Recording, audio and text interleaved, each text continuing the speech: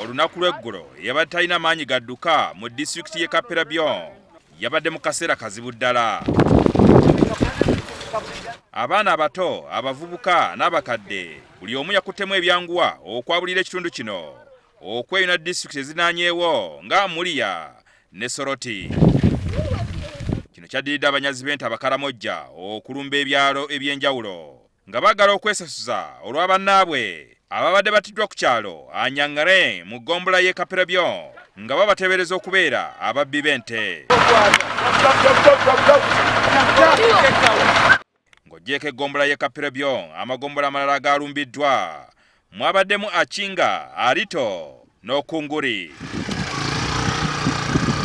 Embeera efuuse ya bunkenke mu kitundu kino nga kati abantu balina kweyuna amasinzizo n'amasomero okufuna ow'okusula. Abamu ku baddusa olunaku lw'eggulo ekiwejjowejjo baakikubye mu ekereziya eno eya St. Francis Assisi. Ekiro ekimu kumpi kati gubanga mwezi mulamba nga ababudami basaba Namugereka abuggyeko mangu eddiba. Kino kiri bwe kityo kubanga tebalina bukakafu nti eno gye baddukidde abakaramoja tebasobola kubalumbayo kubatuusaako bulabe. Abantu n'ebisolo bonna basula wamu. Balina okufuba okulaba nga oluggi lunywevu weewaawo nga kino tekibayinula butalumbibwa. Abamu ku bano tebalina byakwebikka. Kati okusiba engugu mu kitundu kino buli wabaawo akakuba kifuuse kya buli lunaku.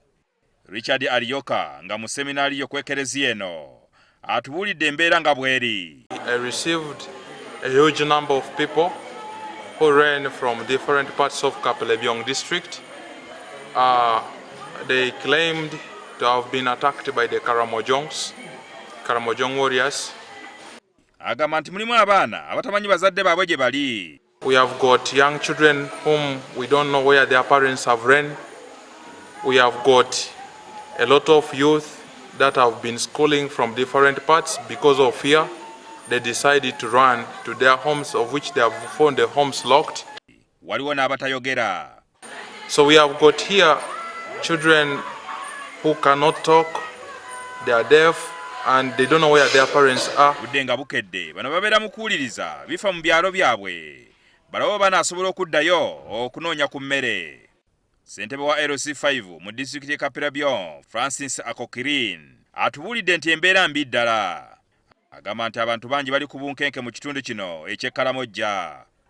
Akorikin ategeezezza nga waliwo abaana abasukka 20 ababuze ku bazadde baabwe nga badduka okutaasa obulamu olunaku lw'eggulo. By evening yesterday, we had mothers hadn't recovered not less than 20 children who they could not ascertain where they have run. As I talk right now, people have lost goats, people have lost chicken, people have lost human children because they don't know where they are. They are dispersed.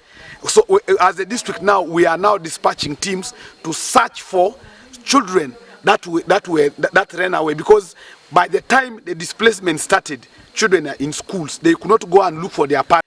Atugambye nti kati kye bakola kwe kulaba nga bajja abasirikale abatono be balina mu bitundu ebimu babatwale mu bitundu ebiri obubi ennyo. Olunaku lw'eggulo amagye gatutegeezezza nga bwe bakola kyonna ekisoboka okuzza embeera e Karamoja mu nteeko.